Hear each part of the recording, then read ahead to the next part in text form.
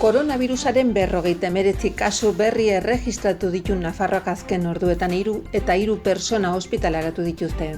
Foru komunitateak PCR testak egitea 11% handitu zen pasaden astean eta 1000 biztanleko froga gehien egiten dituen bigarren autonomi gisa finkatu da.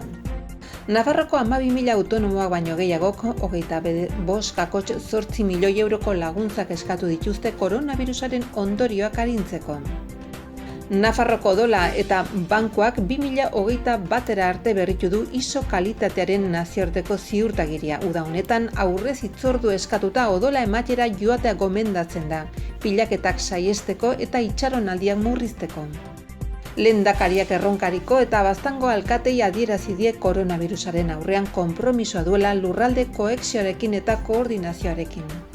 Langabezia behera egin du bigarren hilabetez jarraian Nafarroan, 416 langabe gutxigo uztailan eta 1834 afiliazio berri erregistratu dira 0,075 igoera.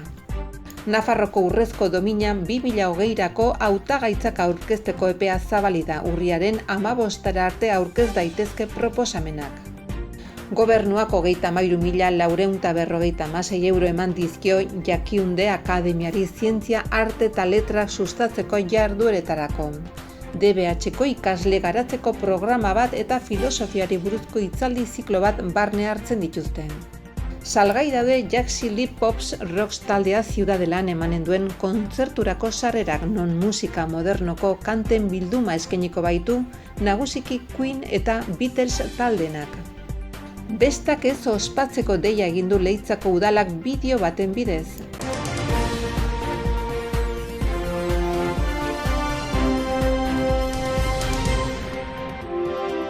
Nafarroko Osasun Publikoaren eta Lan Osasunaren Institutuak emandako datuen arabera 59 kasu positibo berri izan dira azken ordutan eta 3 ospitaleratu dituzte. Foru komunitateak PCR testak egitea 11% handitu du azken astean eta frogak gehien egiten dituen bigarren autonomi gisa finkatu da. 169,3 biztanleko. Eusko Alderdi Erkidegoa bakarrik gain dituta 175,9 biztanleko. 1272 kutsatu berri izan dira uztailan ekainan baino 7 aldiz gehiago. Hala ere, positiboak behera egiten hasi dira azken astean 414 izan dira, aurrekoan baino 214 gutxigo. Uztailaren 9tik aurrera igo zen nabarmenki kutsatutakoen kopurua eta egun beltzena hilaren 21 izan zen. Egun horretan 132 kutsadura izan baitziren. Egoera zaila izaten ari da Santos Indurain kontseilariaren hitzetan eta ez da gutxi gorako, izan ere Nafarroa izan da uztailan estatuko bigarren erkidego kasu gehien izan duena 100.000 biztanlekiko, 154, soilik Aragoi izan dugu gainetik eta orpoz-orpo ibili gara Kataluniarekin. Bi haietan kutsaketa komunitarioak gertatu dela ohartarazi zuen Osasun Ministeritzak. Egoera honen ondorio zenbait lekutan, Alemanian edo Belgikan errate baterako Nafarro toki arriskutsutzat jo dute. Gogoratu lehen datu kezkagarria uztailaren 9an jaso zela, orduan uztailaren 6,11 batean sorrera izan zuen agerraldi baten berri izan genuen. Horrez geroztikan goranzko bidea izan da gurea, oraindik amaitu ez dena. Sanferminetako 11 bat eta tuterako ezkontza izan ziren lehen agerraldia, baina ez. Zalantzari gabe jendetsuena eta entzutetsuena Mendillorrikoa izan zen. Bertako 218 gazte kutsatu dira eta 1400 PCR froga egin baino gehiago egin dituzte. Maiatzan 11 pertsona zeuden zainketa bereziko unitatean eta orain aldiz 3 dira. Une honetan 53 agerraldi aktibo ditugu Nafarroan, 42 pertsona daude erietxean, 3 zainketa bereziko unitatean. Kasuen 64 Iruñerrian kokatzen dira, 12 tuteran. Eta kutsatuen bataz besteko adina 33 urte dira. Nafarroko gobernuak 12.440 laguntza eskaera jaso ditu langile autonomoen artean koronavirusaren ondorioak arintzeko. Eskatutako zenbatekoa 25,8 milioi eurokoa da eta foru gobernuak 13,7 milioi euro ordaindu ditu dagoeneko. Garapen ekonomiko eta enpresarialeko kontseilaria den Manu Ayerdik datu horiek eman ditu ezagutzera prentsaurrekoan eta laguntza horien gaineko balantzea ere aurkeztu du. Pasaden ostiralean uztailaren 31an horiek eskatzeko epea amaitu eta gero. Nafarroa suspertu 2020-2023 planean kokatutako neurriak estatukoa osatzeko balio du. Hori dela eta bi laguntza mota ezarri dira, bata 2.200 eurokoa, gobernu zentralak finkatutako aparteko prestazioa onartuta zuten langile autonomoentzat, eta bertzea 700 eurokoa. Estatuko prestazio ez dutenentzat, baina fakturazio gutxienez 30% murriztu zaienentzat. Ekainaren 2tik uztailaren 31 bitarte, garapen ekonomiko eta enpresarialeko departamentuak 12.440 laguntza eskaera jaso ditu gotz, 25.835.900 euroko zenbatekoa. Horietatik 11.380ek 2.200 euroko laguntza erreklamatu dute, 621ek 700 eurokoa eta 429ek 800 eurokoa. Laguntza eskatutako autonomo motari erreparatuta gehienak jasotako 12.440tik 9.312 persona fisikoak dira. Horietatik 5.428 eskaerak gizonezko autonomoek egin dituzte eta 3.884 eskaera emakumezko autonomoak dira. Bertzalde beste 2.684 eskaera autonomo sozietatarianak dira eta 454 eskaera autonomo kooperatibistenak dira. Laguntza gehien eskatu dutenak handizkako naiz txikizkako merkataritzan aritzen diren langile autonomoak izan dira eta ondoren ostalaritzakoak daude. Zehazki lehenengoek 2.608 eskaera egin dituzte eta bigarrenak 2.587. Horrez gain, eraikuntza sektoreko autonomoek ere jo duten neurri horretara, 2.355 eskaera, eta baita zerbitzuen sektorekoek 2.256, eta manufaktura industriakoek ere 958 eskaera. Hala ere laguntza horietara jo duten sektoreak asko dira, hezkuntza akademiak 553, jarduera artistikoak, jolasekoak eta entretenimendukoak egin dituzten zentroak 485 eskaera, osasun arlokoak 454, garraio eta biltegiratze arlokoak 587 eskaera. Nafarroko odol eta ehun bankuak 2021eko uztailera arte berritu du AENORrek ematen duen ISO nazioarteko ziurtagiria, erakunde horrek duen kudeaketa sistema bermatzen duena. Ziurtagiri horrek halaber, Foru komunitateko transfusio zentroa etengabe hobetzeko konpromisoa egiaztatzen du. Zentro horrek 2006tik diardu Iruñako Irunlarrea kalea 3an eta Tuterako Eza kalea 2an, egoitzetan eta unitate mugikorrean eta autoemotekan. Uda honetan aurrez hitzordia eskatuta odola ematera joatea gomendatzen da pilaketak saihesteko eta itxaronaldiak murrizteko. Maria Txibite Nafarroko lehendakariak bilera egin du Baztango 15 bat alkaterekin, koronabirusak inguruan eragindako ondorioak eta eskualdeko beharrak bertatik bertara ezagutzeko. Nafarroko geografia osoan zehar egiten ari den topaketen barruan kokatzen da bilera eta pasaden astean egin ziren lehenak Tafallan eta Tuteran. Izan ere, Maria Txibite erronkarira joan zen atzo eta 21 bat alkaterekin bildu zen 2 bileretan. Lehendakariak alkaten lana eskertu zuen bai eta herritarrekiko konpromisoa ere, bizi ari garen egoera zail honetan, batzuetan neurri zailak hartu beharrez. Gainera, Txibitek udal ordezkariekin partekatu ditu pandemiaren inguruko ardurak eta erakunden arteko koordinazioa indartzeko beharra azpimarratu du. Koronabirusa agerraldi gehiago aurkeztea saihesteko segurtasun eta prebentzio neurriak aplikatzeko. Foru gobernuak kohesioaren eta nazioarteko egituraketaren alde egin duen apustua helarazteko ere balio izan dute topaketek. Ildo horretan, lehendakariak tokiko eskaera batzui buruzko informazioa jaso du topaketa horietan, adibidez, landa eskolak bultzatzearen eta babestearen garrantziari buruzkoa. Herri eskolaren alde egin behar dugun apustu horren berri eman digute, adierazi du Maria Txibitek eta gobernua bezala argi dugu hori gaineratu du. Lehendakariak halaber Pirinioetako mailaren papera azpimarratu du, pasaden legegildian guztien adostasunez onartutako tresna baita, administrazioen arteko elkarrizketarako gune ongisa.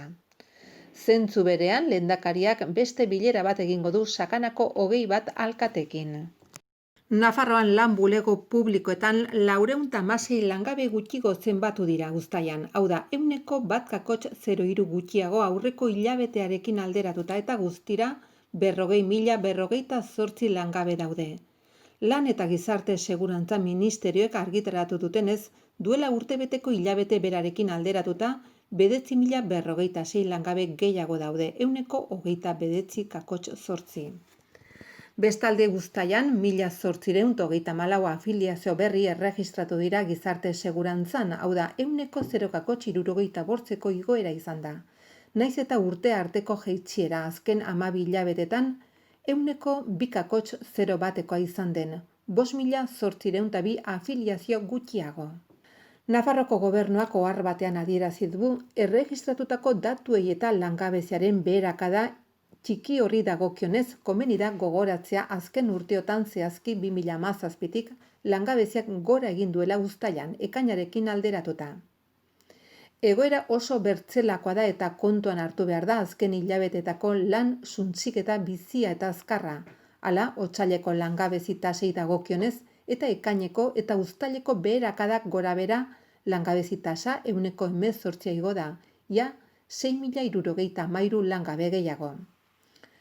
Uneotan, langabeziaren sexuaren araberako banaketaren arabera Nafarroan langaben 47,7 emakumeak dira eta 42,7 gizonezkoak. Azkenik, jardueren arabera langabeziaren hileko hazkunderik handienak termino absolutuetan hezkuntza adarretan 170 langabe gehiago ekainarekin alderatuta eta lehen sektorean 45 langabe gehiago gertatu dira. Nafarroko urrezko domina emateko hautagaitzak aurkezteko parte hartze publikorako prozedura deitu du Nafarroko gobernuak. Aurkezteko epea asteazkenean abuztuaren 5 hasiko da eta urriaren 15 arte luzatuko da. Javier Remirez lehendakaritzako berdintasuneko funtzio publikoko eta barneko kontseilariak Nafarroko aldizkari ofizialean argitaratu duen foru aginduan jasotzen denez. Deialdiaren helburua da herritarren parte hartzea bermatzea domina emateko prozesuan. Nafarroko gobernuak ematen duen ohorezko sari gorena da. Foru komunitatean gizartea hobetzen, balio demokratikoak sendotzen eta kanpo proiekzioa lortzen lagundu duten pertsonak, erakundeak, entitateak eta kolektiboak saritzeko.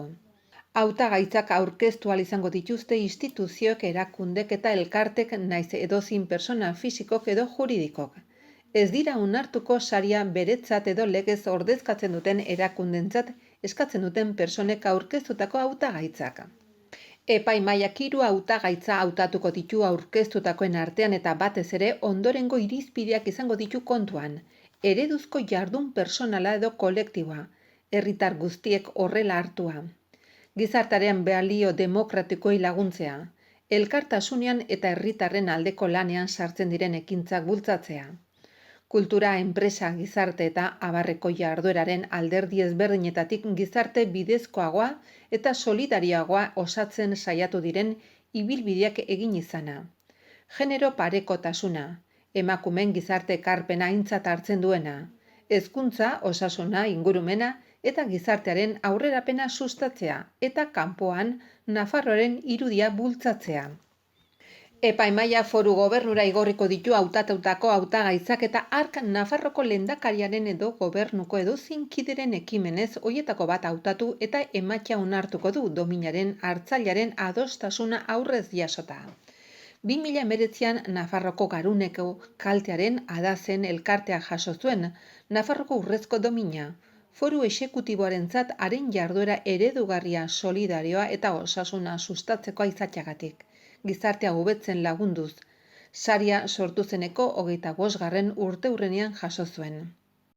Nafarroko gobernuak 33.446 eurorekin finantzatuko du Jakiunde Akademia Zientziak, Arteak eta Letrak sustatzeko jarduerak egin ditzan, eta derrigorrezko 2. hezkuntzako ikasleak garatzeko programa bat zein filosofiari buruzko hitzaldi ziklo bat barne hartuko ditu.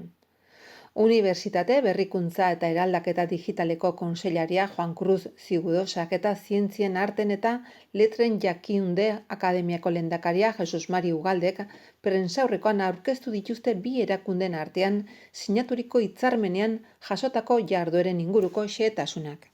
Finantzaturiko ekimenen artean Jakin Mina programa aurkitzen da, laugarren DBH-ko ikasleen garapen intelektuala eta personala bultzatzera bideratua, adituek emango dituzten hitzaldien diziplina anitzeko programarekin. Zikloak iraila eta abendura artean burutuko dira Iruñan Zibikanen eta Tuteran Nafarroko Unibertsitate Publikoko kampusean.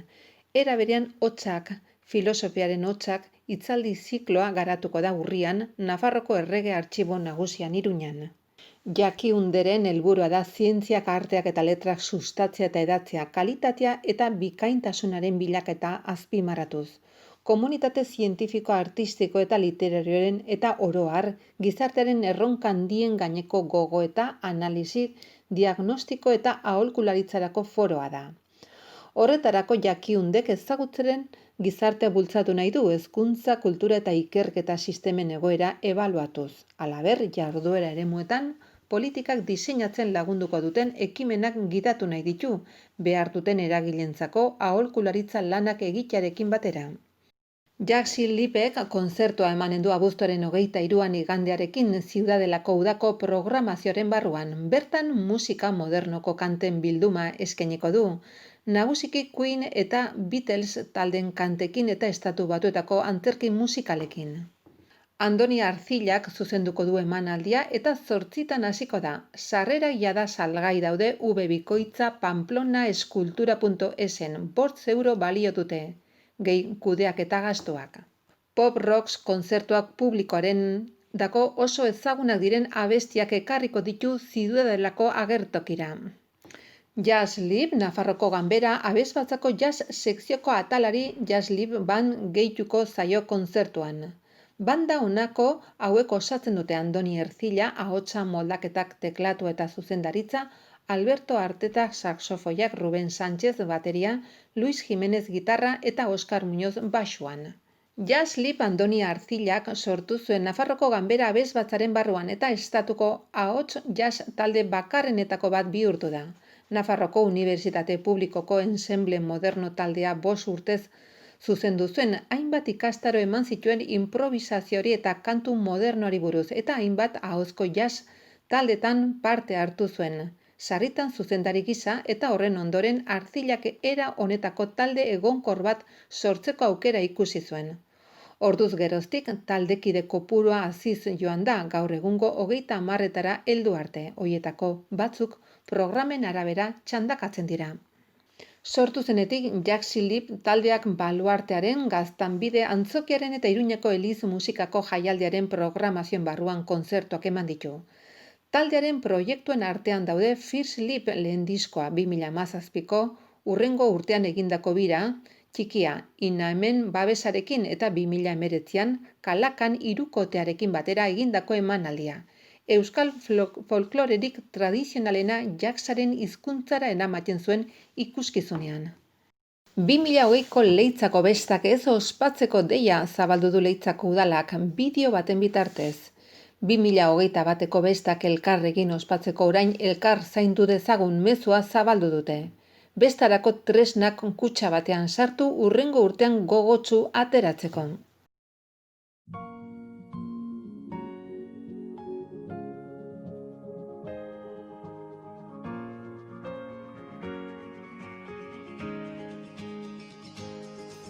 Zenbat aldiz marraztuko nuke zure besoetan etorkizuna. Zenbat aldiz aurkituko nuke zure usainaren oroitzapena. Zenbat aldiz itxarongo nuke aurrez aurre egoteko itzordua. Egunak hobeak baitira zurekin batera. Zenbat aldiz emango nizuke kafe bat hartzeko dudan denbora. Zenbat aldiz asmatuko nuke zurekin egoteko aitzaki bat. Bueno, Leitzarrak, bakizue, aurten besteik gabe, guk geuna, hemen kutxen sartu daztu zentalaztek pestetako, da kitxo. Bakizu zein izate izuen, Tiburtziok?